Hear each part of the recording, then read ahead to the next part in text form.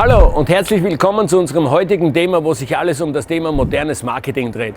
In unserem Video geht es vorwiegend darum, woher Marketing eigentlich kommt, also der Ursprung, warum es für die Akquise von Kunden und den Verkauf und Vertrieb so wichtig ist, wie man sein eigenes Marketingkonzept erstellt und was es alles dabei zu beachten gibt.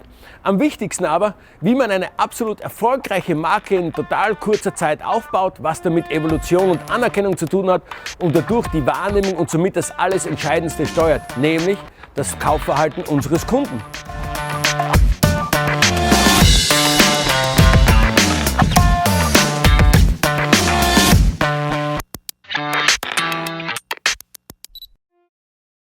Der Ursprung des Marketings. Fälschlicherweise wird oft angenommen, dass die Bedeutung Brand seinen Ursprung im Wilden Westen hat, wo Kühe zum ersten Mal im großen Stil gebrandmarkt wurden, um diese ihrem Besitzer, sei es jetzt der Händler, der Rancher oder der Käufer, zuzuordnen zu können. Daher auch der Name Brand, der im heutigen Fachjargon meistens als Logo reduziert zum Einsatz kommt. Die Wahrheit liegt vielmehr darin, dass schon die ersten Ritter mit ihren Schildern und den jeweiligen Zeichen darauf zum Ausdruck brachten, zu welchem Haus oder Clan sie gehörten, für was diese stehen und wie sie sich selbst dabei mystifizieren. Damit ihr Ruf und die Geschichte dahinter aber von Dorf zu Dorf weitergetragen wurde, mussten sie sich und ihre Daten zu etwas stilisieren, das nur sie hatten, nämlich Mythos, Mut und eine Glorifizierung und natürlich die Geschichte dahinter. Umgemünzt auf die heutige Zeit bedeutet dies, dass ein erfolgreiches Produkt eine Geschichte erzählt, in der wir uns selbst sehen, es einen Mehrwert für uns erfüllt und das uns dann letztendlich auch an das Unternehmen bindet. Hier 3 Beispiele von Unternehmen, die ganz klein begonnen haben, aber über Jahrzehnte hinweg immer wieder mit ihren Produkten dieselbe Geschichte erzählten. Zum Beispiel Breitling-Uhren. Das bedeutet pure Freiheit, begleitet von einem Hauch Abenteuer und Fliegerei. Das dadurch entstehende Gefühl von Unabhängigkeit und Entdeckergeist wird noch stärker geprägt, begleitet von der absoluten Zuverlässigkeit und der Eleganz ihrer Chronometer. Zudem gilt im Allgemeinen der Pilot als eine von uns anerkannte Autorität, wie zum Beispiel es Ärzte oder Astronauten sind. Oder Apple. Dieser Konzern steht seit Mitte der 70er Jahren des vergangenen Jahrhunderts für technische Innovation, stylisches Design und das damit zum Ausdruck bringen will, dass es sich ganz klar vom Mitbewerb abhebt und ist durch seine Marketingpositionierung mittlerweile weit mehr, nämlich ein Statement. Oder Porsche. Diese Marke steht für absolute Tradition, bis ins letzte Detail perfektionierte deutsche Ingenieurskunst. Durch ganz behutsam weiterentwickeltes Design entsteht so eines ihrer größten Werte, nämlich zeitlose Eleganz mit einem untrügbaren Wiedererkennungswert und natürlich alles zusammen das Image. Was haben also diese 3 Produkte nun gemeinsam, dass sie so erfolgreich und von all ihren Mitbewerbern abhebt? Technische Perfektion, ihre Tradition oder ist es die zeitlose Eleganz? Ich sage es euch, es ist nichts von all dem. Diese immerwährenden Begriffe sind nur Transportmittel, die im heutigen Neuromarketing eingesetzt werden, um die Urinstinkte des Menschen anzuregen. So zum Beispiel verleihen Begriffe wie Präzision, Zuverlässigkeit, Freiheit und Entdeckergeist einen Vorteil, der den Besitzer des Objektes besser sein lässt als der des Konkurrenten. Und wer sich diesen Vorteil verschafft, wird sich aufgrund diesen auch evolutionär immer durchsetzen können. Das heißt, wenn ihr eine Marke aufbaut, erzählt dabei unbedingt eine wahre Geschichte, wofür euer Produkt steht und welchen Vorteil der Kunde dabei hat. Aber Achtung! Bedenkt dabei, dass es einen Kunden nicht interessiert, wie zum Beispiel ein TV-Gerät hergestellt wird, sondern vielmehr, was es kann. So würde der Slogan hier zum Beispiel nicht auf die technische hohe Auflösung oder die besonders lange Garantie hinweisen, sondern einfach nur lauten: Sehen Sie das, was andere nicht sehen. Oder wie beim neuen Porsche 992, A Timeless Machine. Die neuronale Botschaft dahinter ist recht simpel. Ein evolutionärer Vorteil gegenüber den anderen, da man etwas besitzt, was diese nicht haben, und damit ist zeitgleich der Anstieg der Anerkennung zur eigenen Person gegenüber der anderen gesichert. Wie schon zu Beginn der Produktfindung das Marketing beachtet werden muss. Zuallererst, eine Marke entsteht im Kopf oder besser gesagt in den Köpfen vieler Menschen. Sie ist das Ergebnis einer kollektiven Wahrnehmung. Wenn man von Markenqualität die Rede ist, haben wir die Vorstellung von Hochwertigkeit und Garantie. Wenn wir also von einer Marke sprechen, meinen wir einen Brand, ein Produkt und dessen Image.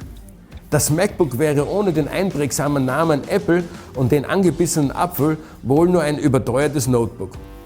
Deshalb gilt schon bei der Produktfindung unbedingt Folgendes zu beachten. Was ist der Unterschied zwischen dem Artikel, einer Ware und dem letztendlichen Produkt? Willkommen zurück zum Thema Marketing. Bernd? Ja, Sandra? Ist gerade die Ware angekommen. Sandra, der Artikel, die Ware oder das Produkt? Alles klar. Danke. Okay, das ist zum Beispiel ein super Stichwort. Was ist der Unterschied zwischen Artikel, Ware und Produkt? Um es einfacher zu veranschaulichen, beginnen wir gleich mit dem Begriff Artikel. Ja? Ein Artikel kann zum Beispiel ein Tesafilm sein, ein Kugelschreiber, aber auch ein Auto. Und dann sagt sich jeder, Moment, ist ein Auto nicht ein Produkt? Eben nicht. Der Begriff Artikel ist lediglich die Bezeichnung für etwas, mit dem direkt gehandelt werden kann, wo also ein Kauf und auch ein Verkauf getätigt werden kann, ja, und stattfindet. Im Allgemeinen sind es feste Gegenstände, die man angreifen oder berühren kann. Ja. Der Begriff Ware hingegen bezeichnet nicht nur mehr einen Artikel, sondern auch gewisse Dienstleistungen, wie zum Beispiel ein Taxichauffeur. Ja, seine Ware ist, aufgrund, dass er einen Führerschein und eine Lizenz hat und ein Auto besitzt, damit den Kunden von A nach B bringt, also dafür wird er dann auch entlohnt. Ja. Zu beachten gilt, dass diese Art der Ware nicht direkt ohne sein weiteres Einverständnis weiterverkauft werden kann. Ja. Ein Produkt ist nun das Versprechen hinter der Marke. Wenn zum Beispiel in einer Stadt ein Elektromeister gerufen wird, um eine Installation durchzuführen, so ist es ein Artikel wie ein Auto, das ihn zum Einsatzort bringt. Dort wird er dann seine Ware, nämlich seine Dienstleistung, und das ist in diesem Fall das Fachwissen, wie man die Steckdosen und die Kabel richtig zusammensteckt, direkt weiterverkauft werden und an den Kunden zu bringen. Ja. Das Produkt ist einfach gesagt sein Ruf, das, was ihn von anderen in seiner Branche unterscheidet, zum Beispiel sein Expertenwissen, die Pünktlichkeit, die er hat, der Umgang mit dem Kunden, die fairen Preise und wenn es einmal ein Problem gibt, dass er sofort wieder zur Stelle ist. Ja. Also das ist das Produkt hinter ihm. Zum Beispiel bei Breitling. Ja. Bei Breitling ist die Uhr selbst nur ein Artikel. Und das jahrzehntelange Fachwissen der Angestellten, also auch die kunstvolle Zusammenarbeit der Uhren, ist die Ware.